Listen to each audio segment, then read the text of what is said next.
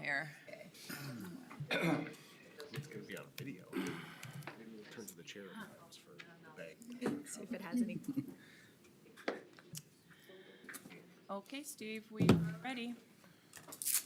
As long as Julie's standing. Oh, okay, well, I got the ball rolling. Do I need a pledge? Pledge allegiance to the flag of the United States of America and to the republic for which it stands, one nation, under God, indivisible, with liberty and justice for all. Good morning. Good morning. We'll start the November 1st, 2022 regular board meeting with our public comment period. I know we have one. You step to the podium and the table. It's not a podium. Hi, my name is Fernando Alvarado, and I'm running for Minnesota State Senate for the DFL. I just want to let you know I'm a Navy veteran, former city councilor, so I know how much fun it is to sit up there and listen. Been there, done that, and hope to do it some more. Been in the area for 36 years, raised $2 to the Wilmer school system. And I want to work with you, county commissioners, and serve the people of Litchfield and Western Meeker County, Renville, Chippewa, and Candio High. There's about 85,000 people I need to represent. In order to do that effectively, I need to work with each of you to know what your concerns are. And by working together, I believe we can have a real successful 4 years as a senator. So I hope I can encourage you to lean my way, so to speak, and go from there. I know I say if you have any questions, I'm open to questions, but I know how that works. Generally, you guys don't respond that way, so I'll just leave it at that. But I provided a card for each of you, so if you want to get a hold of me, please do. Thank you very much. All right. Thanks, Fernando. Yeah.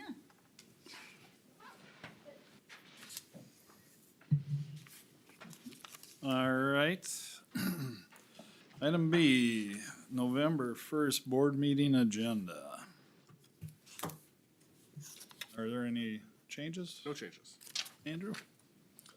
I would look for a motion to approve the agenda. So move. Second. All right, we solved that issue. Motion by Julie, second by Commissioner Schiefelbein. Any discussion? All in favor, please say aye. Aye. Aye. Opposed? Motion carried. The consent agenda. So, on today's consent agenda, we have approval of the October 18th board meeting minutes, approval of social services, county and hospital accounts payable, approval of the hire of full-time administrative clerk Stacy Bach at 812, step 1, 1713 an hour, starting November 7th. Approval of the hire of full-time public nurse Shailene Nadeau at C41, step 7, 3259 an hour, November 7th is the start date. Approval of 2023 snowmobile grant agreement. Approval of the Bolton and Menk site survey quotes. Approval of emergency backup generator replacement proposal. Approval of a management proposal from Loeffler. And that is it. All right, does anybody have any questions on any of those items under the consent agenda? Andrew, and that Bolton Mink, was that in the proposal in terms of, It's in the overall project budget. but we didn't have like any idea like how it came in terms of relatively, No, we don't. gotcha, There was quite a spread on that, wasn't there? yeah, Between Bolton Mink and the other firm that was bidding. $4,500. Yeah. Yeah, so as we looked at that, we had two options. One was to do a larger site survey of the entire property, and one was to do a smaller portion of just the area where the addition is gonna be on the two buildings. When I spoke with the architects on it, we agreed that just doing the smaller area was appropriate because we are not adding additional utilities into the building, so the site work relatively limited. All right, and then I just had a question in the payables. The fifth floor of the enclosure, that 21,000, what was our did that come in? Yes. Within our Yep. estimate? I couldn't remember where we're at. It did. So, all right. That's all I had. Anybody else? Good. One more on that, the Leffler proposal then, Andrew. Did the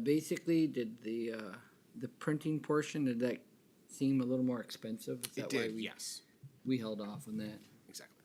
So are we just gonna go as We're- status quo going forward on that one then? Yeah, what we're gonna do is we're going to, rather than have a contract where all of the printers are gonna be replaced at this time, what we'll do is we'll replace them over a period of time and have a standard list of printers for departments to choose from. Gotcha, that's what I was wondering. Do a rotation, similar to what we're doing with like, With computers, yes, exactly. okay. We must have some inventory anyway to be used up on some of those older printers as far as ribbons and so forth. Yeah, the bigger issue is the cybersecurity on them. If they're outside of that, the secure maintenance, then that's our bigger concern. Mr. Chair, move to approve the consent agenda.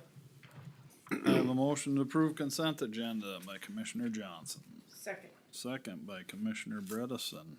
Any further discussion or questions? Hearing none, all in favor of the consent agenda, please say aye. Aye. Aye. Opposed? Motion carried. Next item, Kurt Wallbillig.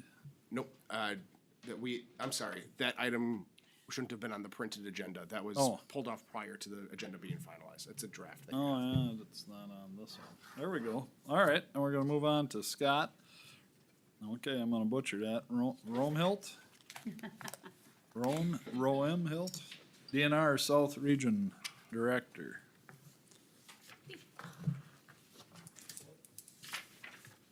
Yep. Good morning, Commissioners. I'm Scott Ramehelt. I'm South Region Director with the Department of Natural Resources, based out of New Ulm is where our regional headquarters is. And I'm not here today to ask for anything. I'm here to share some information, let you know about some things that are going on in Meeker County, and then just offer up the opportunity for any questions that you might have. The DNR is a big, complex organization. We're a statewide organization, 3,000 employees. We've got 7 different divisions, 4 geographic areas. And we're a matrix organization. It can get pretty confusing and overwhelming knowing sometimes who to talk to if you have a question. And that's one of the reasons I'm here today, is just to let you know you can contact me. There's a handout here. It's the one with the state on it. It shows the 32 county area that I cover on behalf of the commissioner. It lists our divisions. And it's also got my direct phone number and direct email. He's got him, sorry. There you go. And I would invite you that anytime you don't know who to talk to, and I know we've got local staff here that you are in connection with occasionally, but don't hesitate to call me. I may not always have the answer, but I'll know people that can get the answer. And so to share some things today about things we've got going on in the region, I'd like to bring forward Brooke Hacker. She's a regional planner for the DNR. Hi, good morning. Good Thank morning. you so much Andrew, for helping us to get on the agenda and for allowing us to come today. My name's Brooke Hager. I'm the South Region Planner for the DNR. And I'm only in this position for a short period of time. Before that, I did stream surveys and watershed projects for the DNR for about 10 years. And I'm gonna share with you this handout. The front is just some quick facts about the DNR and Meeker County and the natural resources in the area. And then the back is a map too, to kind of draw reference to some of those sites that I'll talk about. So in Meeker County, we have 22 wildlife management areas. There's also hunting available on the walk-in access sites. There's 421 acres over 6 sites. As you know, there's the Lake Ripley Game Refuge near Litchfield here. And with our fisheries, we have 12 aquatic management areas. There are 26 lakes in Meeker County managed by fisheries and monitored by fisheries. The Greenleaf Lake State Recreational Area, 126 miles of grant in aid snowmobile trails, The North Fork Crow River is a nice water trail for paddling, canoeing, and along there, there's different campground sites for overnight stays. The Loose Line State Trail, there's 6 different fishing piers throughout the county, 42 public water accesses, and then the off-highway vehicles, there's the Meeker County OHV Park too. And my colleague Ben's gonna come up and talk a little bit when I'm finished, but this part here with the box that says Minnesota Public Lands, this is the information about payment in lieu of taxes, so PILT. And so in 2022, the state made the payment of $122,681 to Meeker County. There's about 1% of the land in Meeker County is affiliated with the DNR, so about 4,700 acres. And then there's also the School Trust Fund program, and Ben will talk about that more too. But almost $400,000 benefiting 7 different school districts. So that's kind of the financial part. I'll just run through. Some of our local staff gave us some highlights from their recent work in Meeker County, and just want to run through these bullets briefly. You can read through this more in detail or contact us later too. I just want to commend you for the One Watershed, One Plan work, the comprehensive watershed management plans. I think a number of you are probably on the committees, and I think there's maybe 4 different of these watershed projects and these comprehensive plans that include watershed districts and agency partners and many meetings, and just an incredible amount of targeting and prioritization that comes along with that effort that you've taken on. And then our wildlife staff, Corey Netlin, was going to join us today, but he'd be available in the future too to have any discussions. But he wanted us to just mention some of the active management strategies that we're doing with conservation groups and landowners. So we have a number of cover crop plots. We're using haying as a management strategy, wild rice seedings going on, and then just continuous prairie restorations and wetland restorations too. And then also shown in the picture in the upper right is the Clear Lake County Park Fishing Pier that our Parks and Trails worked together to get that installed this summer of 2022. That we have a number of these cooperative agreements for these fishing piers to provide public access to our lake resources. The Greenleaf State Recreational Area is a day use facility. 385 acres, fishing, bird watching, boating, hiking. And then also the Loose Line State Trail, as I'd mentioned, is a great opportunity in the south part of the county, non-motorized recreation in the summer, snowmobiling in the winter. Just an example too that our area hydrologist wanted us to point out as far as project management and coordination, just feeling like there's really been a step in the right direction with working together effectively and timely with the drainage inspector to get projects moving in accordingly, and just good communication. Brooke, can I just interrupt you just for a second? I wanna step back to that fishing pier. Is that something that the, lake associations, maybe, Julie too, through AIS, is that something that they apply for? Is it kind of a grant partnership or something they need to seek out to do projects like that, or is it strictly a DNR project, I guess is, My understanding it's agreement with the county and the DNR. Our Parks and Trails out of Hutchinson office, so they worked with the county to install the fishing pier. Okay, Usually there is, conversations with the lake associations too. okay. Make sure that it goes in as needed and things Well, like that. the reason I'm asking was I was just curious if there's another lake that wants that, do they need to apply, do they need to seek it out? And I don't is there recall a any process discussion or? through Okay. AIS at all. Further down on your paper here, it says managing aquatic invasive species in an ongoing effort. There is a communication involved there, but I don't know that it includes any of the building projects. Yeah, for improvements on some of them lakes, I thought that. Yeah, the county gets those dollars and they can do with them as they wish. Oftentimes, they'll consult DNR, look for ideas from DNR on how to best use those dollars. Okay. And as a fisherman, the Pigeon Lake and the Cormorants are, I'm sorry, they're kind of a nuisance to the fishing lakes because they come in droves and you know what they do to the lakes and the fish that are in them. Yeah, often that's kind of where I got down to the opportunities and the challenges part, which I can just go through, because you have amazing water resources here, but then with that, there's also some challenges that come along too.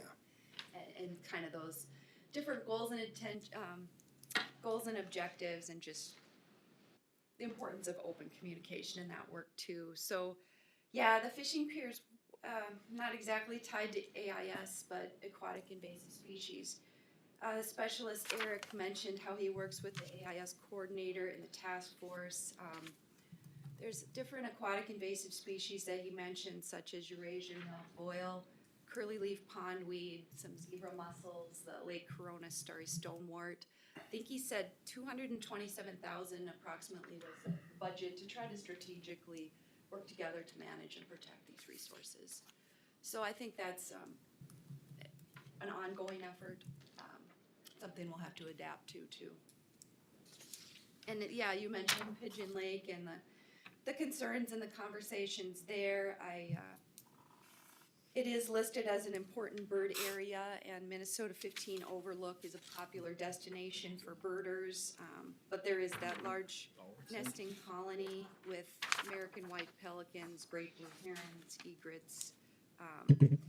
But as far as the monitoring goes, fisheries continues to monitor the fish populations, and basically it's within that statistically normal realm of not seeing anything changing because of that stuff. And then the non-game program also monitors the bird population.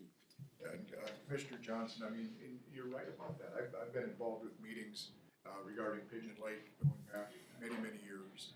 And it's that balance between a federal species, the cormorant, and the needs of anglers, of lakeshore owners, and then us balancing the resources. And we keep trying to collaborate, trying to find good solutions. One of the best things we're trying right now is just constant monitoring of that and area lakes to see, one, if cormorants are having an impact or what kind of an impact, and then if they are, that we can supplement those waters with additional stocking. Good. And I have to agree, I've been down 15 many times, and there's a number of people sitting there taking pictures out onto it is a popular spot, very popular.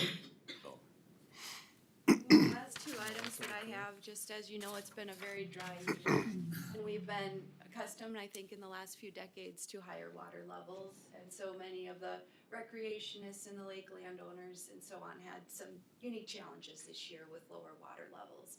And so sometimes I'm sure you hear some of those conversations too, as well as our hydrologist and other staff. And so we're trying to, there's a Lake Finder website where you can look at lake levels. We want to strive to effectively communicate some of that long-term trend data, what's happening with the lake level conditions, and then just, managing visitor and landowner expectations too is something that's an opportunity for us. Also continuing to monitor groundwater too in the area for long-term sustainability. And the last thing too is just the wildlife manager wanted me to bring up Powers Lake.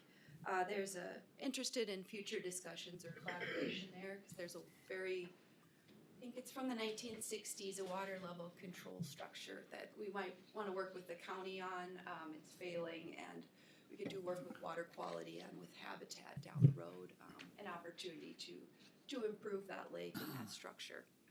Is Powers Lake, that over in the Kingston area? Yeah, I actually looked it up. It's so north of 12, kind of by the Crow River, 20 County Road 21. Do you see that?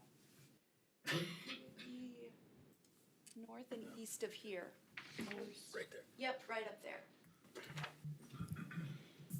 West of Kingston. So that would be one that maybe in the next year or two you might hear conversation coming forward about that. I'd just make note of that.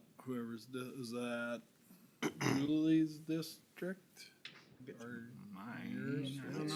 It's yours, isn't it? The only reason is because whenever you talk water control structures, Yeah. we're gonna get a little attention. Yep. Well, that's all I have, and I'd welcome any questions, and Ben can also talk a little bit more of the payment program too. All right. I will reach out to you, not during the meeting, but afterwards, because the map on the back here, I'm curious about something in, that's shown there on Sucker Creek, but I'll reach out after it, cause it really would be monotonous here for everybody else, so, but I will reach out about that. Did you say Is it minutia? minutia, Paul? No, it's not minutia. Jeez, you forget anything? I try not to. Well, Ben comes in and also mentioned, we talked about dry conditions, and we have moved, some of our fire assets down into southern Minnesota right now. You think about wildfire being a northern Minnesota thing, but, we've got explosive conditions down here, and just in the past couple of weeks, we've shifted some support down here so that if we do have any wildfire situations, we can better handle them. So when we talk about aquatic invasive species, does the lower lake levels increase their production, decrease their production, or is that consistent? Yeah, it really depends on what type of invasive species you're talking about. Let's just use milfoil or curly pond for an example. Yeah, I mean, like curly leaf pondweed, that's more seasonal, you know, that you get that mat in the lake early in the season and then it dies out. The low water conditions do impact things like blue-green algae, I mean, some of those other things. You know, it concentrates the things that are in the lake. Before we get into taxes, Scott, are you guys in the southwest gonna be as aggressive as the northwest region as far as land management?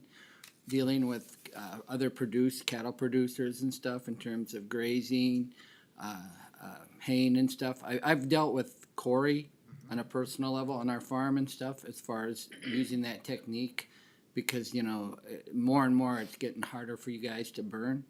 Are you gonna start taking that approach a little more aggressively in terms of that? Because I think it would be a good idea, because many times landowners, when they see DNR come in and take the land, they feel like, okay, can you compete with the state of Minnesota?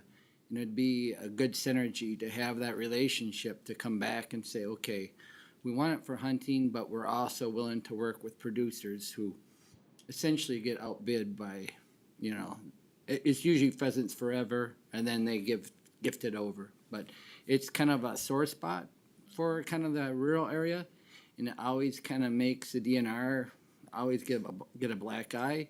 But if you start trying to do these other techniques, it might be a nice synergy to work going forward, where, you know, rural producers can actually see, oh, the DNR are actually working with us and providing hunting resources. And I appreciate that question, and you're absolutely right. The answer is yes.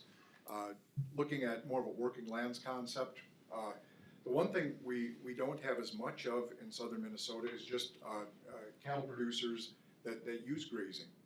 But in the Redwood Falls area, we're doing a lot of grazing right now.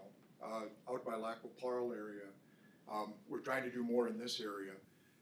Haying, grazing, so yes.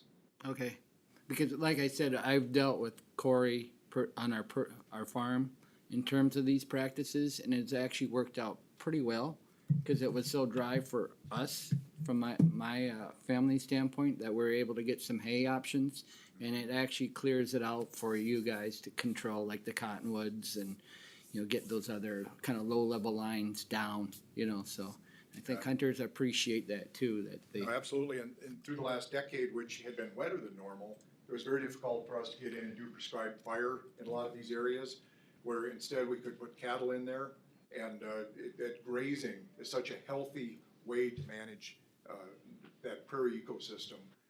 So yes. It seems like the perception of burning has gotten worse, even though it's actually better for the land, but it's hard to fight that battle. And I'm assuming you're struggling with getting burns done anyway, either due to dry conditions or people.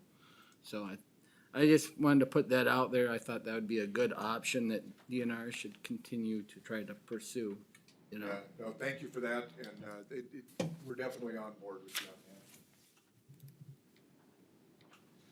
that. All right.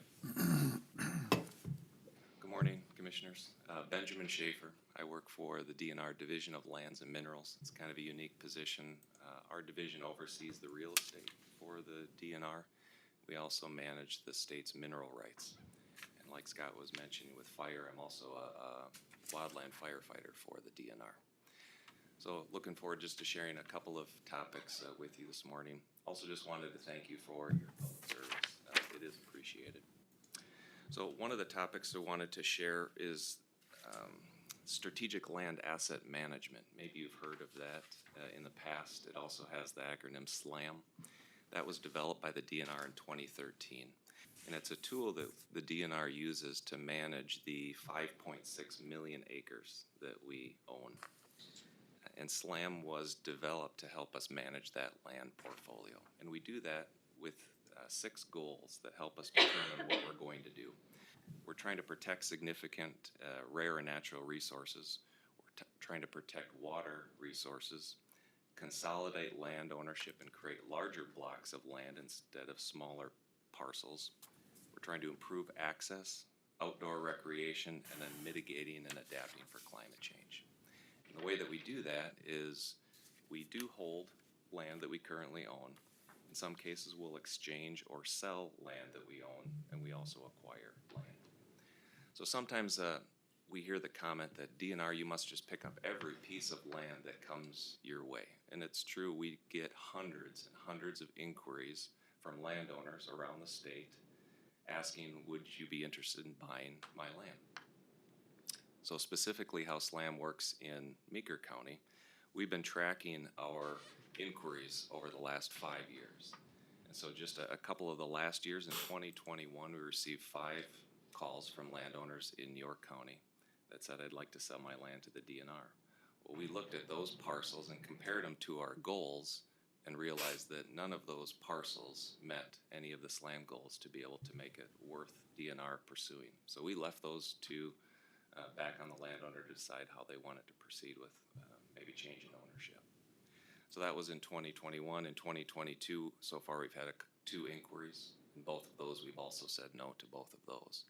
On average, in our region, 32 counties, we're over 80% of the time the DNR says no to land acquisitions. So just kind of helps put it in perspective that no, the DNR does not just grab every parcel of land that comes available. We use the SLAM goals to scrutinize the parcels so that we have the best portfolio that we feel that we can have. Another brief topic is regarding PILT. It's oftentimes a topic of interest to counties and county boards. So just a little history of that program. It started in 1980, and it was because the legislator realized that the DNR owns a lot of land and that it would be a loss of revenue to the counties if there wasn't some sort of way of making up for that loss in revenue. And so they came up with the PILT program, and so far in 1980, the total PILT payment to the state was $5 million. And now in 2021, so last year's data, we were at $36 million were paid out to counties for PILT. Another question that sometimes comes up is how does PILT compare to taxes that maybe you and I would pay? Well, in 2010, the Office of the Legislative Auditor concluded that PILT payments made by DNR generally are higher than property taxes on similar private land. And while the legislator has reviewed and modified the PILT law, it has never once failed to make a PILT payment since it was developed in 1980. And so that was one of the facts that shows up on your public lands box on your fact sheet, that in 2022, the PILT payment that was made to the county was $122,681. Just one more topic to briefly discuss is the school trust fund payment that's made. So this is a payment that's not made directly to the county, but instead is made directly to the school district that are represented in your county. And so in Meeker County, there are 7 school districts that are represented. So some counties have mentioned that PILT oftentimes goes to the county and townships, but how about school districts? And so that's what this payment is made, is to offset and help fund school districts in your county. So this program started a little bit further back. This is 1858. Federal government says every township's section 16 and 36 was going to be dedicated to school. And so funds generated from those two sections were used to fund school districts. Well, that was throughout the entire state. Since 1858, a lot of those lands have been transferred, and the majority of them are in northern Minnesota. In our 32 counties in southern region, we only have a little over 500 acres left of school trust fund land. So then what the DNR is tasked with doing is generating revenue from these school trust fund parcels. There's 3.5 million acres. And so the way that we do that is we do mineral leases, we do timber harvests, we can do sales and exchanges of those parcels to try to generate as much revenue from them as possible. And then all the funds that we generate in a year are divided on a per pupil basis across the public schools in Minnesota. Over the past 10 years, it's kind of an interesting fact that $300 million have been distributed to public schools, including a record last year, $36 million were distributed. So that was one of the facts that was also listed on your public lands box, that in 2022, the school trust fund payment made to the 7 school districts in your county were just under $400,000. So those are just the 3 topics I just wanted to briefly share with you this morning. So thank you. What is your new strategy as far as kind of ditches and stuff? Because I think it was just brought to our attention with this last year or so that the DNR wants to be excluded from being, assessed ditch tax, if you will, from some parcels that are ditches, I think, just recently. And what's your new strategy? It seems like we don't really have a say because, you have a little higher up lawyer than what we would be capable to have. What's your strategy? It seems like you want to be excluded from those ditch taxes, which puts more, basically, pressure on the actual landowners on the ditches. I think, can I? Yeah, no, go ahead. Exactly.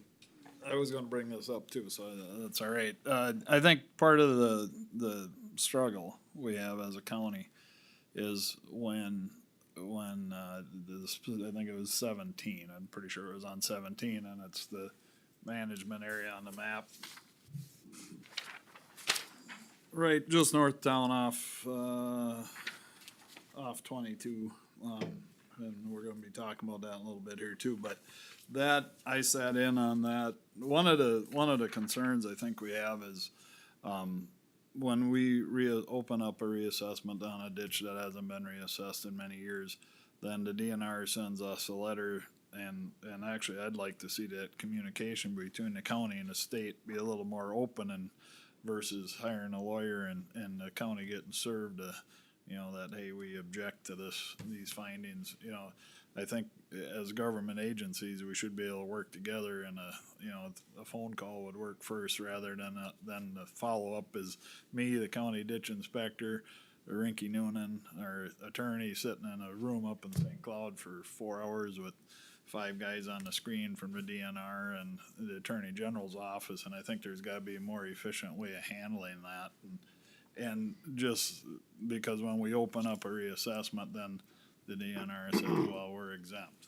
We, now that you opened it up, it's our opportunity to step out of making any payments to that ditch system, and the payment's still gotta be made, so that gets spread out to our local taxpayers, and we as a county board get to be the guys that get to deliver that good news to those landowners. So that definitely is a pinch point for us, I think. Is that, am I? Yeah, he was in the meeting himself, so he can really attest to that more. And when we come up with a number of 15,000 or 16,000, our assessment, and DNR comes out and says, well, we'll give you $53.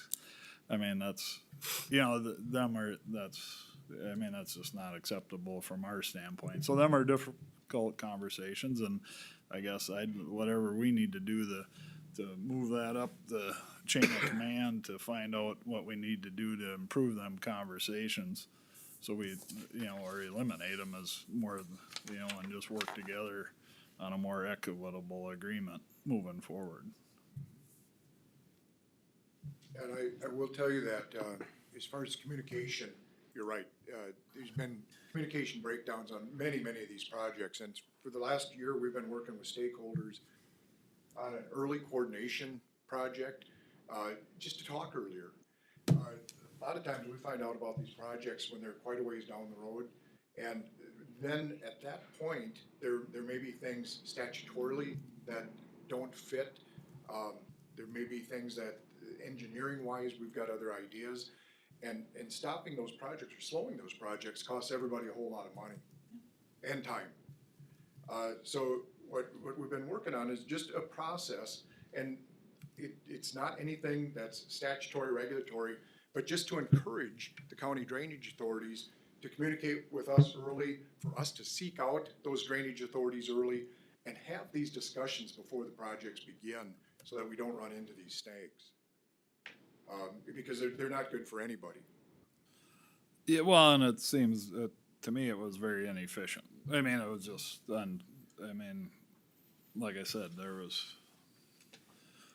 3 attorneys and, 6 other people in the room. So, you got 9, 10 people tied up for half a day. I know that, and somebody's paying for that too. So, it's just, and the ditch system is. The ditch system that you're working on is the one that pays the bill. So, that always comes back to the taxpayer.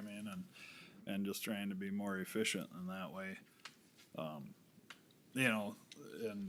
And part of it probably does fall on our shoulders as well. But unless we have some of these difficult conversations, nothing's gonna change either. So we have to look at ways to kind of like Danny was saying with the grazing too, there's gotta be options and ideals, and it does make it difficult for local property owners to have a conversation with the DNR when the perception is looked at in that way, when they're looking at it that way, that the DNR holds the ace of spades and I got a couple deuces, so.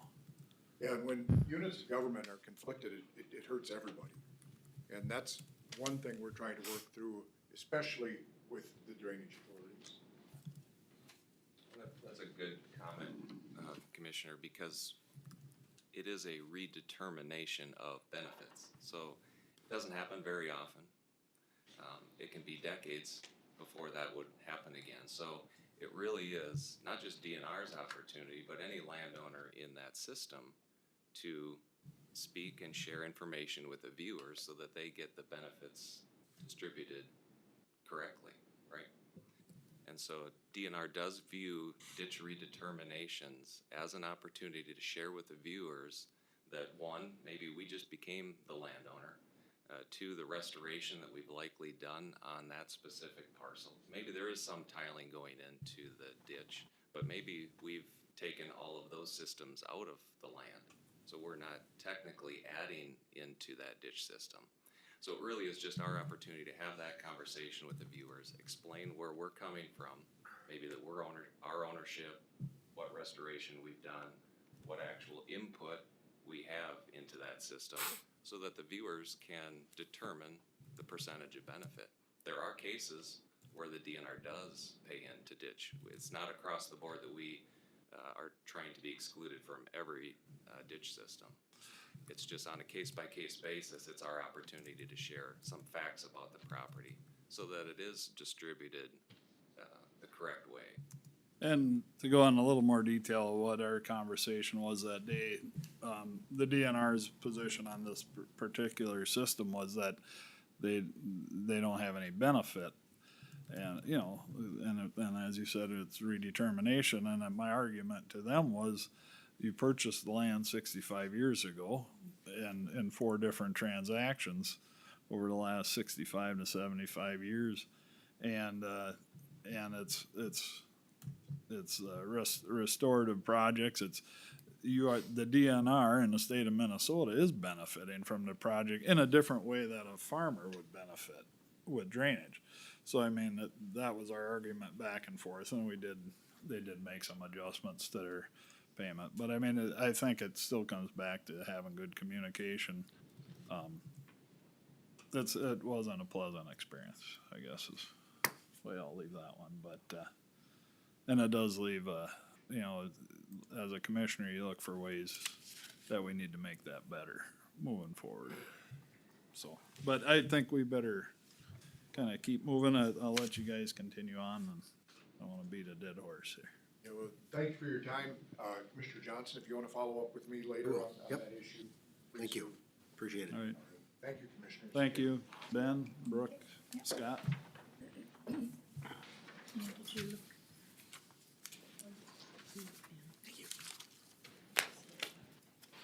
All these classified. Then we will recess. No, there's only, where's the purple? I'll let These are all paid. Julie and Paul. We're good? All right. We'll recess as a county board and convene as a county ditch authority. And, time, we're not, I mean, we don't need to be dead on to the minute, do we? All right, and then Tyler Zerbis, I'll have you come to the table and you've got some things to present on County Ditch 17 concerns. Morning, board. I own some land, just north on 34, and ditch 17 goes through it. One of the things that, my understanding is that you guys approved a couple weeks ago, cleaning out the first 2,000 feet with an excavator, from 34, but not the whole way. And, after, you know, we put a drone in the air, took some photos, which I believe you guys have now, that ditch is way out of alignment. When they went in to clean out that ditch with the machine this spring, they went 150 yards to the north through my property, way outside of the ditch alignment. And so right now, you know, that ditch needs to be reconstructed back into its original state, you know, where it was constructed back in the 1900s. Right now, my understanding is that ditch is got 3 issues with it. It's out of alignment. The elevation is, you can definitely tell the elevation is wrong, and the width is seeping in. It's maybe 4 feet wide going through the channel. And my understanding, talking to John, is that that ditch profile that I think they maybe dug up, and I would ask you to do some due diligence and some research. But I believe that was a 10-foot bottom with a 3-to-1 slope is what I was told, was what that ditch was constructed to. And I believe that, you know, ditch elevation, when they dig this ditch, which, you know, should have been done here, I was told in September and October, and now it sounds like maybe Thanksgiving, they're gonna be getting in there and starting. But I believe that that ditch needs to be dug out that whole way through the Cattail Slough to the right specs, to the right elevation. Somebody needs to take a shot on the elevation at County Road 34, and then I believe the next road is 300th Street. And yeah. How long, do we know how long a stretch this area in question is? It's about 5,000 feet. Okay, 4,000 so feet would just not about a be- mile. Yep, and that would get, when me and John measured up, you guys are cleaning out the first 2,000 feet, which is through my property, and then it goes through, I believe it's Dolsky's. But I think it needs to be cleaned out all the way up to the Y on Schultz Lake, would be my take. But the part that's out of alignment is about like 4,400 feet is what we measured up, basing on Google Earth. So it'd be a little bit further than that to clean out to the Y at Schultz Lake.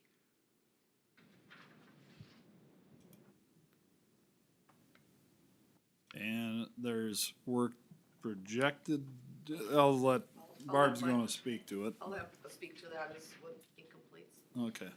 Do you have anything else, Tyler? So if you that go to the next photo there, that one, that's actually where the ditch, the original ditch alignment goes. That's out there. I'll say, and then there's some, like I said, and then I have some historical photos as well showing, you know, how straight the ditch was. I mean, the ditch goes straight through a property line. I mean, it borders property line. So right now, the ditch is actually subdividing my property, whereas before the ditch was between 2 parcels. And now, if the county is going to basically re-say that this is a new ditch, which that, like I said, that's not unacceptable. To have a new ditch just going off kind of in a ring around the rosy kind of way, you know, the ditch needs to be put back in its original state, where it should be.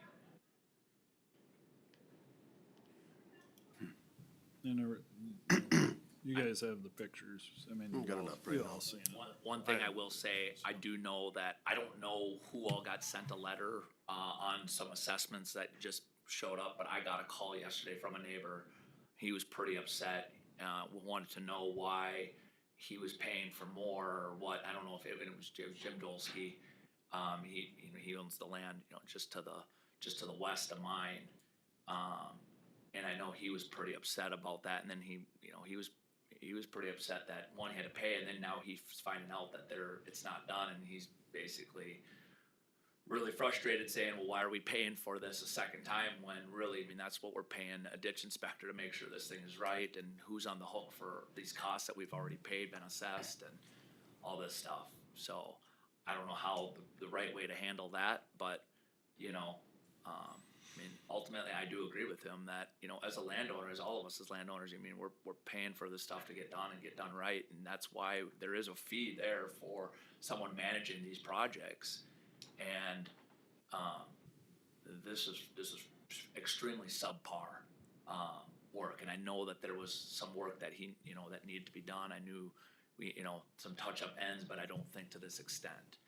I will talk a little bit, and Barb, you can jump in if I misspeak here a little bit, but ditch 17, I know they started work on this, or as far as the whole, it was petitioned to be clean by a separate landowner. I mean, that's basically what it comes down to.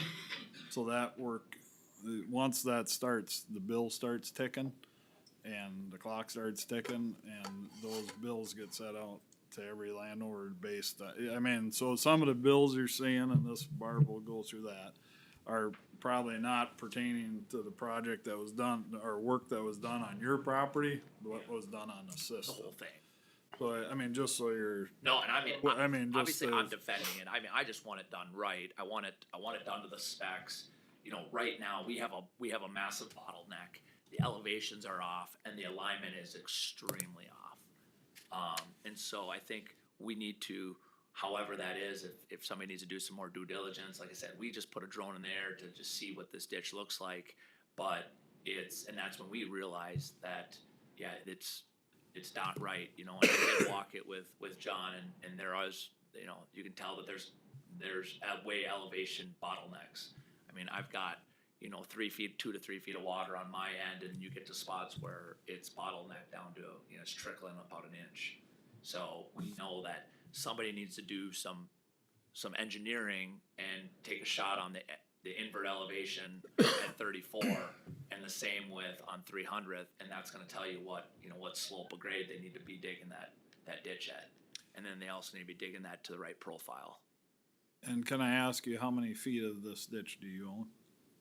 I probably own, I mean, is it 80 length, or is it? it's 100 acres, so I own a great portion of it. I would say of that 4,000 feet that gets cleaned out, I bet you 3,000 feet. Okay, I was just more curious than anything, so. All right, do you have anything else, Tyler? No, right sir. now? All right, Appreciate the time. yep, thanks, and then Barb, will let you walk us through some options here. Morning, Commissioners. You'll recall that County Ditch 17 was redetermined, and as you talked about, we had a couple of different issues. So I've prepared the responses. John could not be with us. I believe he's hunting, so let him enjoy.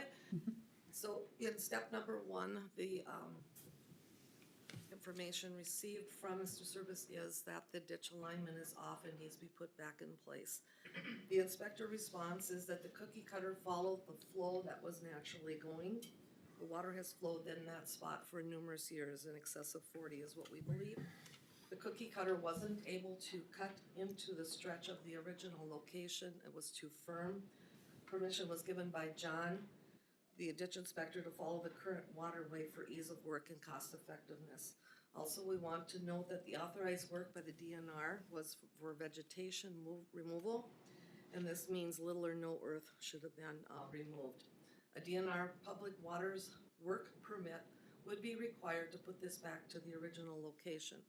The DNR would look at the hydrology levels and limit what the depth can be excavated to, or an installation of a water level control structure would most likely be required. Again, the DNR will only permit under current guidelines up to 0.5 foot drop of hydrology levels. So this would be in response to the alignment, which is off. In response, and I have attorney recommendations and et cetera as we go through this. So I'm going to just highlight the highlights first. Item number 2, the ditch is much narrow in the cattails and not dug to original state or grade, as was just stated, suggesting 10-foot bottom and a 3-1 slope. The inspector's response, the original ditch plan shows that this stretch was a 6-foot wide bottom with a 2-1 slope. This is in our research of the plans. Making it a 10-foot wide would be considered an improvement.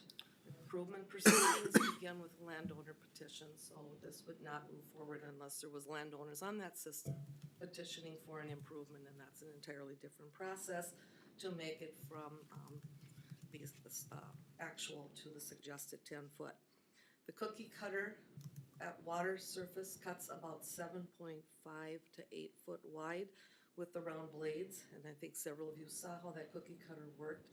The bottom width was about 6 foot, and this is similar to the original documentation that we have in the file on this particular system.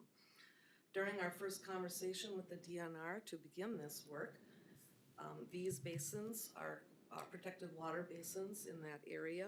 So if we dig to the original depth, again, water control structures would have been required to help maintain those hydrology levels. Therefore, the scope and the direction that we took with the permitting that we were allowed.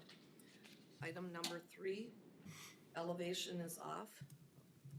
Are you moving? Okay, sorry. Elevation is off. It should be checked at the culverts of County Ditch 34 and 300th Street. And the inspector responds here is 90% of the DNR protected waterway. The remaining 10% by definition would also be considered that way. They go as a rural majority. If a public water works permit is needed, the DNR would look at the hydrology level, which is what we talked about, and look to maintain that level. The DNR doesn't look at the original grade of the ditch. Their main concern is the current day and the hydrology levels. Elevations can be checked after we do the excavation work, and that is planned and is completed to ensure that there's at least a fall the entire way. This section is indicated on the blue in one of the following slides, in which we have work that is anticipated to be completed. So as we look at this, the highlighted blue area is in the local WACA, or wetland control area regulations. The yellow is in DNR protected waters. 2,100 feet of this stretch west of County Ditch 34 was not completed by the original cookie cutter, as we were informed at the last board meeting that the water level was a little bit too high for us to proceed. Moving on to item number 4, the area around 310th Street being clogged was one of the pieces of information that was just presented. These sediment islands were there prior to the use of the cookie cut system, so it was not something as a result of that particular procedure. North of the 310th Street wasn't part of the original contract with the cookie cutter as well. There was a provision that possibly that work could be done and would be additional to the quote that we received. At the time, the water levels were too high and it wasn't going to be effective to use that method. On an October 18th meeting of the Ditch Authority, your last meeting, you did approve a contract with Rickard Excavating to complete the work, which is likely to happen now in November. The contract was approved for $17,400, which will be doing the 2,125 feet west of CASA 34, and also a section on CASA 34 to the 300th Street, estimated at 1 mile. And that is shown in John's photo here. Moving on to the recommendations that are coming forward, and we did consult with our legal advisors to be sure that we were on target. There's a technical argument that cleaning the ditch with the cookie cutter should have occurred along the established alignment of the drainage system. However, restoring the drainage system function by following the current channel of flow and using the cookie cutter to clear the vegetation along the alignment seems a reasonable option to restore the function of the drainage system. There is a provision, however, that we could have a direction to do, and that is to realignment proceeding under the statute of 138.227 could be conducted to document the new alignment, as we call new alignment. That is alignment current, not as it was originally instructed. So new alignment would mean the natural way that the system has done, and that is approximately 30 to 40 plus years that is there. Moving on to, is the ditch authority obligated to restore to original location, as you have just been requested to consider? And the answer is no. The county proceeded under the repair option to follow the existing waterway. This is allowable as long as it doesn't impact the drainage rights or access to the ditch, and it restores the drainage. It is deemed to have no benefit putting it back to original alignment in this particular case. It is common in DNR protected waterways that this happens. In these types of drainage areas, it's common for the channel to move locations. This is not a unique situation. DNR prefers we follow the natural waterway as it has the least impact in these basins that they are controlling and wanting to have the least amount of movement, and they're more favorable to this type of work. So in this situation also, we want to note that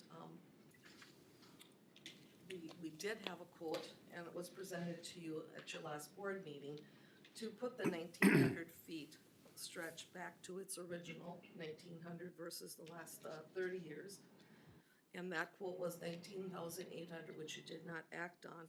And that is under the condition that we could receive a DNR permit to do that. So we brought that to you as a heads up. This could be there. We would have to go through the DNR permitting, and at that point, we had not explored that. John has not explored that. Moving on to the attorney do I have one more? Is improvement before that?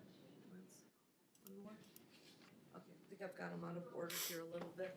The there we go. Improvement consideration, we were asked that we should consider the 10-foot, and the landowner would need to petition the drainage authority for consideration for the width change, which would be going under the improvement guidelines of the statute. The landowner requesting, or landowners, if it's multiple, requesting an improvement petition consideration are to pay all those costs involved, and you've seen improvements come to you before, which may include the viewers, the engineer, the attorney staff, and etc. With these, prepayment is required, and they may also consider a bond. Those petitions for improvements are to be filed with the county auditor's office, and that is according to the 103E statute that you have referenced to numerous different times. Moving on to the last slide. The recommended action of this board today in the motion, and certainly a discussion or other, direct staff to document the current alignment and channel configuration versus what was originally constructed to the permanent record of County Ditch 17. When we were consulting with John Cobes, he said it's very important for us to make sure that our records are very accurate going forward for any DNR meeting that we would need to do. And so we are asking that it put in the official records to make us direct to do that. We have already done that, but this will make it official in the record for research in the future. Are there any questions? Probably several. I think one of the things that basically what we did was what the simplest fix without going into DNR permitting and realign. I mean, that's a much more involved and detailed Correct. process and expensive. Correct. We went to the and if authorized work that the DNR did, and the vegetation removal in those basins was the direction that we pursued at that time, and that was. And the even if we were to realign the ditch, what the DNR is saying is they would put in a water control we would have to structure. put water control structures in. So they're and not that's gonna let it sometimes- drain any, See, I would beg to differ on that. how can you say that when in the thirties, the fifties, and the seventies, that's all hay ground? Well, I don't think anybody here will There's argue. definitely an argument to where that hydrology is. I mean, but you can't base it on today's because it's been backed up for. The trouble is, Tyler, is that argument that you're making is gonna have to be made with the DNR. Agreed. That's where, I agree with that. that's where the And I'm just saying that issue that's is. when this gets talked to with the DNR for that permit, somehow that needs to be a round robin, not just a Scott Gluck and one other person kind of situation. Cause I'm sure that's who's gonna be, I think that was who was at the meeting originally when we met on ditch 17. Was Scott Gluck. I don't remember on that one, but Wasn't this Scott person? No. today? no, that I know that, but you do see from our perspective, I mean, when we, and you're gonna have to jump in here if I misspeak.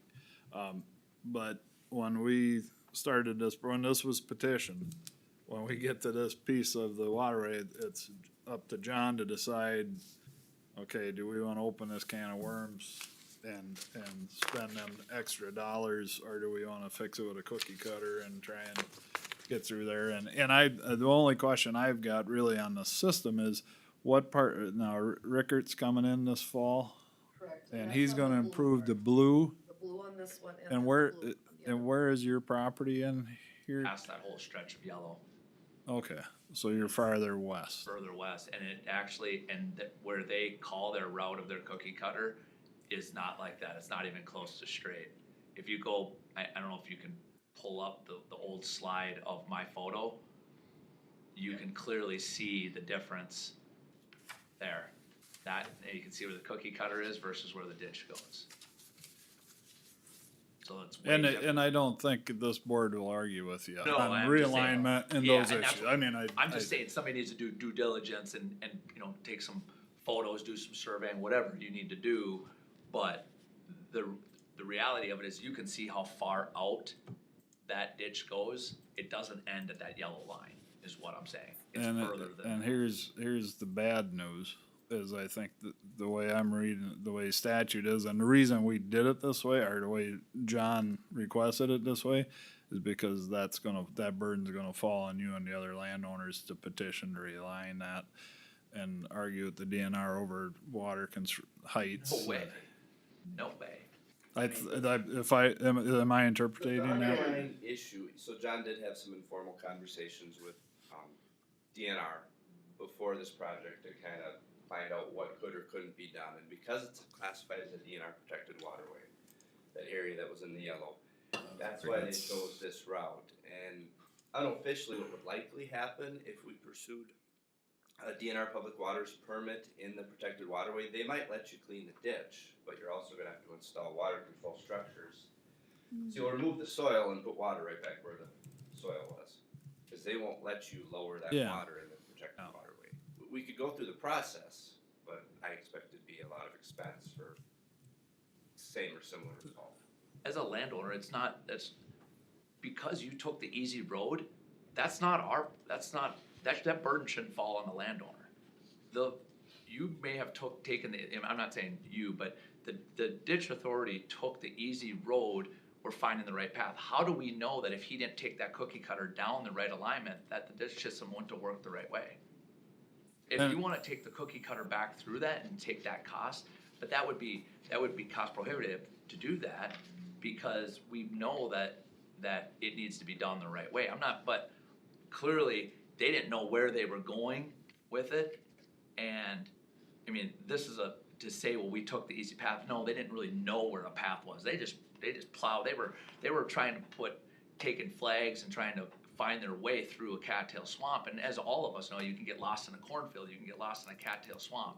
I'm not defending what it is or saying it's wrong, but at the end of the day, they still did not do where it should have been. That cookie cutter can still go down that ditch alignment, the ditch is still there, it's very evident when you look at it from the sky that the ditch is there. Now, how that wants to be done, but at the end of the day, it's not right for me to have my property split in half because of something that somebody didn't do their due diligence on. I could have put a drone, they could have done the exact same thing I just did, with put something in the sky to figure out exactly where it is and to mark that out. What was explained to me is the cookie cutter was unable to continue along the existing path because it encountered hard ground, and that machine can't move hard ground, you need an excavator. So they followed where the water was flowing, because that's where the machine was able to go. And if I'm interpreting this right, you're still gonna have high water levels because the DNR is only gonna allow you to drop it half a foot. So you see why they took that path, because it's the most efficient, not because it was the easy route, but it was the But most you- efficient, cause we'd end up in this argument. And this is the trouble, I can tell you, cause if you sat through what I just talked about with these gentlemen prior to this, it's no fun to sit in St. Cloud with the Attorney General's office as the head guy and then the DNR's attorney, and you're outnumbered, you're outgunned. I mean, there's no doubt about it. And for the county to, or the ditch authority, which is us, to say, hey, let's fight through this with the DNR, it's gonna get expensive. And the odds of us losing are probably about, I'm gonna put them greater than 80% and probably greater than 90. You will do what the DNR, and I like it and I don't like it. I don't like it at all. Okay, so then I ask you, So I just want you to walk with us a minute here. Not saying that we love this scenario, we and just not spent saying that I love. $200,000 to fix a ditch system, 200,000. Close to, I don't know what the total number is, but it's between 150, 200. That ditch system is not gonna function based on what we did. Everybody, I mean, and I'm not saying it's just me, I mean, then I feel like that, all these people that paid all this money around for unfunctioning, why did we do it? That's the reality. They didn't Because it was petitioned by a different do it land. right, not just to do it right, to put it back to the specs of 1900. And they're not gonna let you, they won't let you do that. That's where I can stop you right there. They will not let you do that. As much as we'd love to, I can agree with you on a lot of this, Tyler. I mean, probably 90% of it. And But then- there's and stuff then- that we can't do. We, as a ditch authority, we are not then- able to do it, so And we then now you got gotta a water move for treatment it. plant that's petitioning to expand, which is gonna push more water into that ditch system. Who they, I'm sure, have to deal with the DNR too. But anyway, we can't argue here. I mean, if, I had a question. Now, as we look at this, Tyler, is this whole piece the DNR piece? I don't know, no, Oh. it's not DNR land, I didn't even, to me, Okay, because where the old ditch was and where the new ditch was, I was wondering where that particular picture, is that down? Where I'd say, kind of where the blue and yellow come Okay, together, I there's think is something about where that red. picture is. The blue is on the existing alignment, and then the yellow is the existing alignment, but the black is where the cookie cutter cut. And the yellow is, I think, all within the DNR protected waters. It's privately Okay, owned, here, I okay. think. Here it this is says the here. DNR land. That's the. how do I know that? Cause nothing shows on my property or nothing on my abstract shows that I have DNR protected waterways. I own on the north side of the ditch, Dolsky owns on the south side of the ditch. I do know that Dolsky is in some CRP and some different government programs on his side. But to the north, This piece. Because to this the is left of you, so just. farmable land and farmable land. Yep, but look to Here. your left where it says DNR protected, right there, yep, right where your hand is. That side, I think Dolsky has some CRP payments along there, but I saw his abstracts as well, and I didn't see anything that shows, I nothing. don't think that would show up on On the property abstract. documents. It wouldn't. It's is it their public water The public inventory? water inventory, and that's They haven't- necessary, Yeah. I don't know. the public I'm- water, and I understand when, John was going through this here was a key slide in that the blue is what's going to be cleaned with the excavator, cause could not be done with the cookie cut, cleaning the vegetation. Yeah. The yellow was specifically in the protected DNR water area, and then, of course, the ditch keeps on going. So he's clearly marked where the, record is of record, and then he's highlighted where the And natural flow I'm is. gonna guess that the blue and yellow mark is 175 feet from the DNR protected waters, because they tell you how close you can get, and you can't go right to the line even. Can you There's- can you go back to this, where the little red line is? There, Because I was wondering, where is your property, Tyler? So that, your left hand, that side up there, yep. So All the way up, this- so you see those trees to your right hand, up there, all the way up to there. Who runs this? That's mine. That's yours. And then to the left of you, back there, my property corner is just to the south of your finger, about halfway up the screen, Okay. right about there.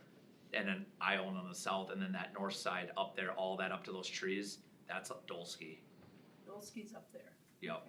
I think there may be a landowner in the middle of So that. then is this the DNR property then, this lowland? It's not DNR property. Protect. It's Protected. To the back. They don't need to own it. They don't need to- okay. What you see there, they're petitioning to clean out up to probably where you start seeing the up further up, keep going up, about right there is about where I think they're petitioning to clean out, stopping about right there.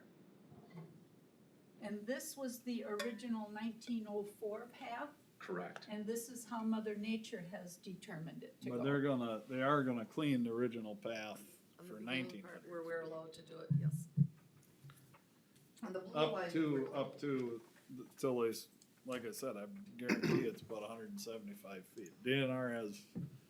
And I rules understand out that there's there. DNR restrictions to it, but it's worth having the conversation of what needs to be done. I mean, we can't just kibosh it on the sake of what we think the DNR is gonna come back with and say, I mean, I don't know how to have that conversation. I would be more than happy to be involved with whoever, whenever, to have that conversation with them, to see what they're saying. It might just be digging it out to whatever I mean, I would really like to see what that original profile is and to have that information for them. And it might be cleaning it out and hauling the spoils out of there. That's the way I've always been told, even if it is a DNR protected, having, elevation structures, I don't know about that, but who knows? I mean, it's worth having a conversation to see what that's gonna, If they were to do this red line, what would be the advantage to you and your neighbors?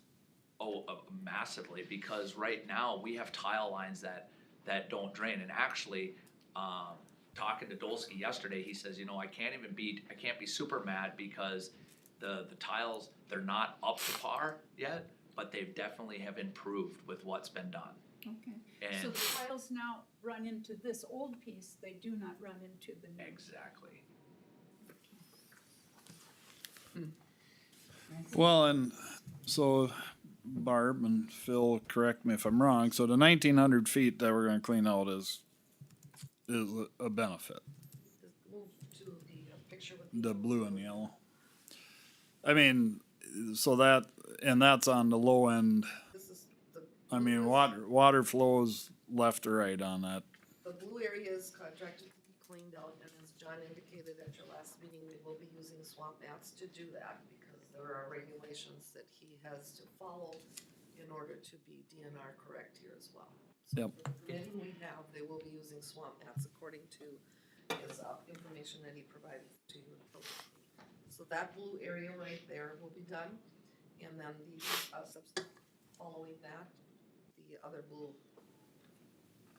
There we go, that particular area, that's what you approved to be completed. This is all part of the larger project that we knew we were going to be doing once the vegetation was cut out of there. Incidentally, we've had numerous people contact us that the vegetation removal has done good. It surprises me because we had so little rain that they would be able to see the effects of it, so obviously it's done well, even with a small amount of rain. And this, where is this in blue line? That's your actual outlet. So when you said left to right, it actually goes right to left on that other screen. So the water's, that's 34 on your, on the right, and it flows to the left. So by cleaning that out, yes, it's gonna help, but it's gonna bottleneck into, And now with the other blue line, where is that in relation to this? Is it upstream? yep, way downstream. That'd be on the north end. Into. Oh, okay. So this is farther downstream. Yep. Okay. That's, So what I'm getting at though is the work that's proposed to be done, that we propose, is still gonna benefit the system.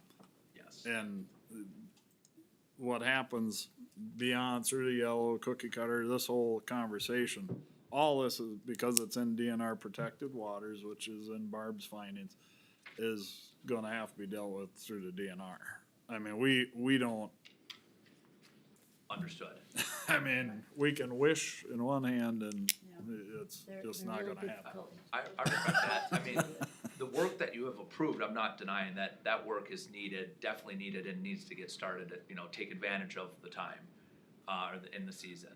But what I'm asking is that we start the process or whatever that entails to have those conversations about putting it back to the right alignment, whether it's just running maybe it might be running the cookie cutter back through that spot. But ultimately, that ditch cannot be just breaking a piece of property. Yeah, you know, and like I said, we had a conversation on the phone, and there's a lot of things that it's hard to argue with in terms of what you're looking at. But I think what Phil said is the cookie cutter cannot go through the alignment period, right? That's what I was told. I wasn't. Because up there. that's what they're saying. Think about that, okay? If you look at that photo, and as of someone that's in civil work, right? So I'm sure he probably did hit a hard spot because he was way off. He was into a cattail slough, and now he's trying to go through a berm to get back into the ditch. Now, if his boat was actually in the ditch, he probably would have had no problem in there. We know that ditch was dug out at some point in time. So what's it full of? It's full of sediment. It ain't full of, you know what I mean? So he has to get through the berm, get through the spoils. I'm sure when they dug it, they dredged it probably with a floating dredge back in the day. Well, however they put those spoils were right next to the ditch. I mean, that was typical practices in the 1900s when they went through built these county ditches. They were all floating dredges. So the spoils are within. So who's to say? I get that he may not have hit a hard spot, but to me, like I said, in my opinion, that's a cop out. We took wherever the boat floated and wherever it looked like there was some current. Well, yeah, water is now on the backside of a slope. It's not running through that because we don't have that channel cut. But obviously they found it back on the other side. Well, the right thing to do is they're back on alignment when you get towards Schultz Lake. The right thing to do is start coming up that, you know, basically coming upstream and trying to find that. And I don't think we're here to argue with you on any of them points. I know you're gonna deal with the DNR on that. And Barb, in your findings, there's a procedure to do that. Correct. I think And that's where we have to stay, I mean, we have to follow the procedure. So I think the And we're not recommended hopeful either. action of the board, you know, is first off to, definitely document where the current system is. I also think in talking to the attorney consultant, and I wish we had one, you know, remoting in, however, you know, this isn't a public hearing, this is a situation where we wouldn't have asked them to do that. I will, go back with the, comments of today and share the video, so they'll be able to take the comments directly from the situations here rather than for me to, interpret it. And I think the board should ask us to return at a future meeting, not necessarily the next one, because it takes a little while for us to work with the consultants, and come back with a, recommendation from our legal assistants as to what the drainage authority should do in this situation. Now, it wasn't Tyler who initiated this clean out. This was a different landowner along the ditch, but Tyler has an issue. And if he wanted to pursue this further, he would have to do a petition as A well? petition of improvement would have to come if they want to pursue the 10-foot, that's a requirement in statute. To pursue moving this back as we're being faced with the consideration here, I need to have legal advice. Because the legal advice we have so far is what I presented to you, in that it's not uncommon for this to happen, it's not uncommon for the DNR to allow this and to permit it. So we need to go back and say, what if, and go that route. This was redetermined, so a lot of these issues, I actually spent about 3 hours last night, thank you, Danny, recapping the public hearings for all three, to be sure that this issue did not come up in the redetermination of benefits, and it was not a part of the vocal redetermination, so it wasn't addressed at that time that this was out of the bounds. So this would be a So separate Danny had asked petition. me about that. So I think at this point, the petition for improvement, yes. Okay. The request to have it put back to original would be I need to consult the attorney. And just to make a point here, Tyler, just, you can correct me if I'm wrong, but your intent was to be here for the October, the last board meeting, and you thought it was 8:30 at night versus 8:30, is that? That is correct, yeah, I apologize. John told me about it, texted me the night before, and, I mean, I walked this with John. I mean, I've had a lot of conversations throughout the summer, once we figured this out, and like I said, I apologize. I intended to be at the last one, and unfortunately, thought it was 8:30 at night, not 8:30 in the morning. So that's how we ended up here And today, if just for possible, everybody's. if there is another meeting, I don't know if the person had, if, you know, listening, if it can be via, I mean, I spend most of my time out of state, so if possible, I'd like to.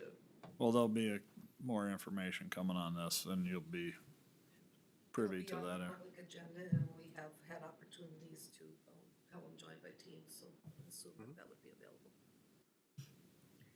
The original petition and the work that's been done will be dispersed among all property owners along the ditch.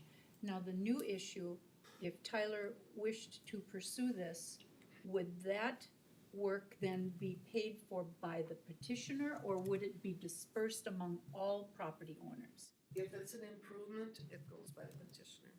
So if they request an improvement, being from the 8-foot to the 10-foot, the improvements are paid by landowners, And individual. we're not petitioning that. End of the day, we want it, what's the original state? I don't think anybody's really, I personally would like to see those records that show what that original profile was. No, I'm not trying to. So 10-foot ain't locked in stone. No, You're just saying. I just asked John one day. I just said, Yeah. what was it? And he said, I think it's 10 foot with a 3-to-1 slope. If that's 6 foot with a 2-to-1 slope or whatever, I think is what you just said here. 6 foot and 2-to-1 is. Yeah, being I would like to indicated see each how that I just would like to see I mean, all I'm saying is, let's just all do the due diligence. I just want it back to its original state. That's all I want. I want it on the correct alignment and as close to its original state. We got one shot at this. I'm gonna have this land for the next 30, 40 years. I don't wanna be coming back to the board in another 5 to 10 years and saying, hey, let me go petition to my landowners. Obviously, yes, does this have a big benefit to me? Yes, it personally does, because my land sits right on it. But we now got this thing redetermined, we got all these people involved, we don't wanna have to go back to them in 5 or 10 years and clean this thing out. I want this thing to function like it has and function decent for the next 30 years. That's the goal. And I just want you to, just so you know, that the DNR probably will put a water control, just being upfront. I And knowing understand. how the DNR operates, and I think that's Barb's bringing the information, and here And- it is. It's not always And that's why I pretty. don't wanna petition for an improvement, because a DNR is gonna kibosh an improvement, we know that already, I've had that conversation with John. But there's no reason we can't dig that, we've already got the DNR to give us the green light for it. The only difference is, they're gonna let us, from my understanding, they're gonna most likely let us dig that ditch, they should have, that's the way they already talked about it, going down the alignment, but the spoils have to come out of there. That's the only difference, but it can be back to its original state, it just cannot be wider, it can't be deeper, all that jazz. Okay, I tend to agree with what Barb said. I think we need to get advice yeah, so that we know that we're acting properly. yeah, and I just want Tyler to have the information he, I you know, appreciate that. you got it. But there ain't a whole lot more we can do here today. And at the And I'll- recommendation of John Cobes, I do wish that you would do a motion to, direct us to, document the current alignment, whether that is, Permanent or not, permanent or not, at least it's documented in the records, so that as we proceed, we have that in the records. That was what John Cobes had asked for you to do today in my consulting. So would you like a motion to that effect? and she had it, And it's on the Thank you. last. Ditch assessment levy And here? can I just ask a quick question, so when you say document the correct alignment, are you saying the current current alignment versus what? versus, it's Versus basically, we're original? documenting what's been done Is as there a way official. for you to document both? So you can see. Well, the original is The original is documented. already documented in our records. Okay. So if This you is ask us- documenting Okay. that cookie cutter Yeah. piece, just saying this is what we did. The current natural flow for the last, I think, John said That's between this 30 and red 40 years. So the word current is the last 30, 40 years of alignment. We want that document in our records. We've already done it, but we want it on your official My understanding. minutes so that can be followed in the future to show that that's what we have currently in place on this system. But does that adopt that as the new ditch? No. Solely, correct me if I'm wrong, Barb, solely documenting where it is. Put that in the put that in the motion. And if Put you- that in the motion. Well, it kinda is. this motion- But I mean, make sure that that's clear, that, you know what I'm saying? It's up to you. If you wanna have us go further into, being legally advised, that's up to you. I think we should. I think we should. Should, Gets, you know, maybe add to that to also get some legal advice on this. This was just a recommendation I received for today. yeah, we're, There's no reason that it needs to be done today. and seek, and just add on there and seek legal advice Yes. to restore, to original, or what it would, I don't know how to phrase Yeah. that, but. Maybe- 1904, you know, how far, what are we? Maybe gonna- not, Well, to seek, maybe not frame it. Just seek legal advice concerning this issue. I That think leaves the it's just parameters Stretch. wait. Let's just wait and have it done the way the attorney advises us. Yep. In light of the facts that we've received. I think it'd be better to have a good document than have it to be amended. Let's just go so back. no So motion. we don't need a motion, we can Okay. just recommend further information. Okay, so. Okay. Go to another day on this one. All right, The wording is a little ticklish there, so, yeah, all right. all right, thank you. Anything else, Tyler? Yeah, is there- Okay. Am I able to, Barb, just out of curiosity, is there a way to see, is there, I don't know, is there a detail on that profile, or how do we find that John. information? Sure, we have all that in our office. You would That's- have to do a data request for me. I can't just go dig it out in this minute Yeah, because no, I've, you know. but I- understood, But I understood. can. let her get through elections first. we can Next pull it Tuesday out. will be better. After next. John has already got all those datas. He just happened to be, scheduled to be gone this week, No, and so was a understood. conflict for him. So we'll get back to you. Okay, that'd be helpful. I appreciate all your all's time. Yep, Thanks, Very good, Yep, thank you. thank you. Okay, all right. yeah. Now, Anything else, Barb, It's like it's Sorry. here, Right? There you go. Oh, they're not missing me downstairs anyway, I'm sure.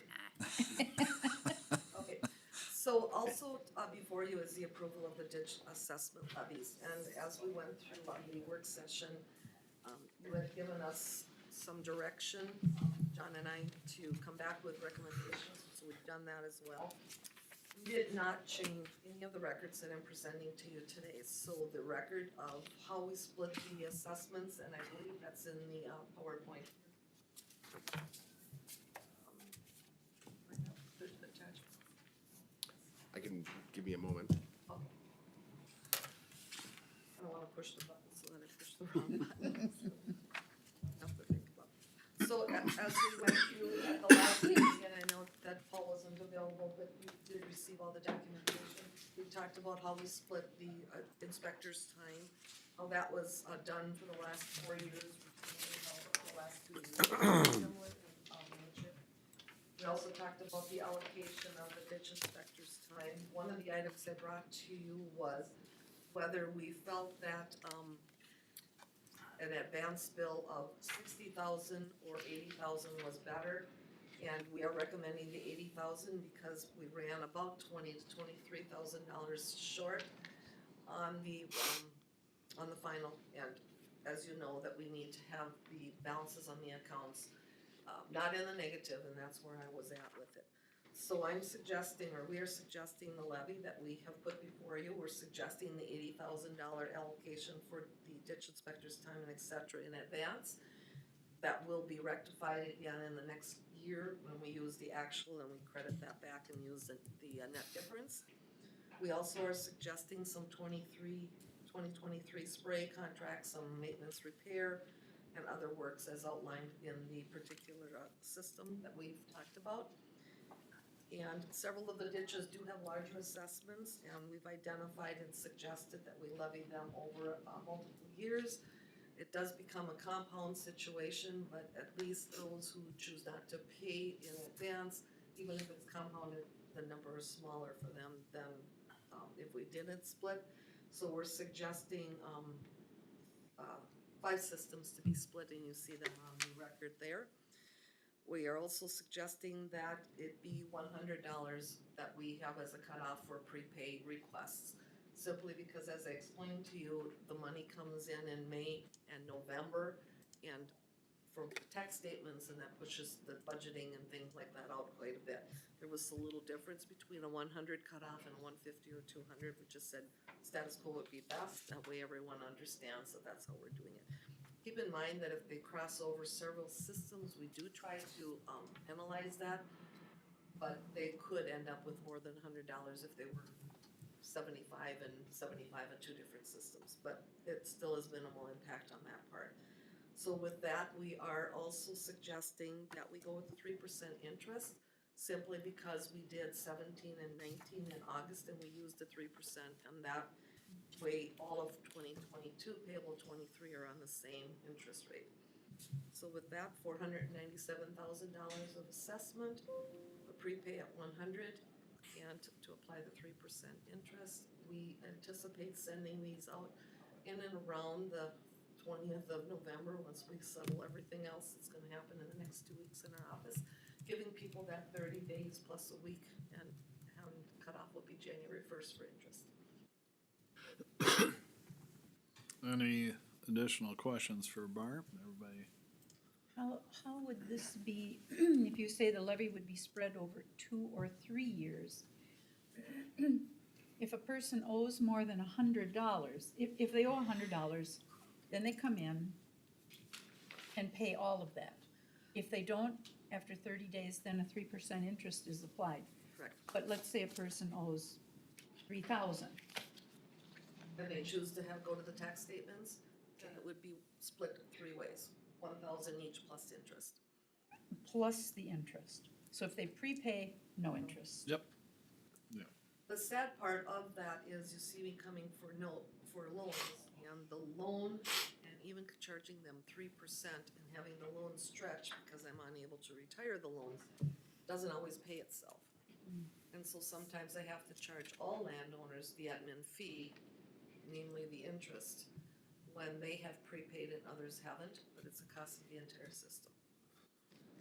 That's one of the drawbacks of allowing more years.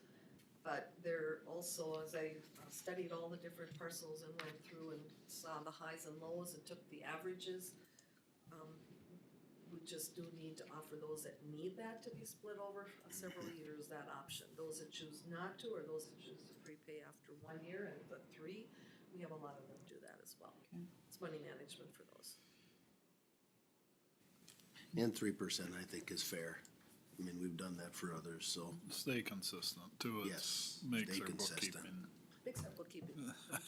much. So that they're not across the different ones. Yeah. And it can be different for different systems, but it is a little easier for the entire system.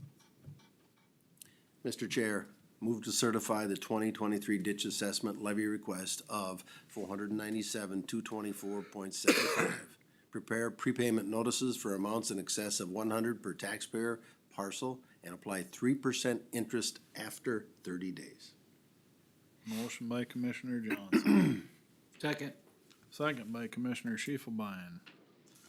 Any further discussion or questions? Hearing none, all in favor, please say aye. Aye. Aye. Opposed? Motion carried.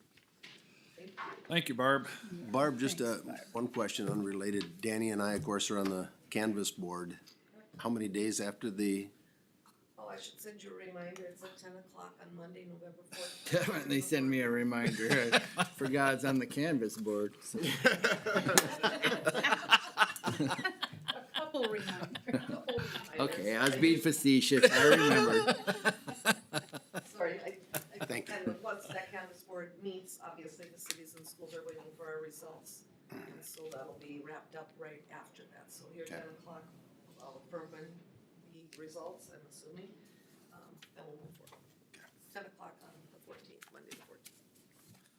Okay. I'm glad I asked, Danny. Yeah, I know, I'm glad you asked too. To-do list. Thanks, Barb. Thank you. Thank you, Barb. Chair, would there be an opportunity to take 5 after you go back into regular session? Yeah, there's always opportunity. I've got time. Sit down. We'll adjourn as County Ditch Authority and reconvene as the county board and take 5. Thank you. Thank you. Reconvene in 5 minutes. Reconvening in 5 minutes. Get them away, Steve. Yeah. Start spreading either out. Sorry, man. Brandy put those in her dad's truck. Different spots.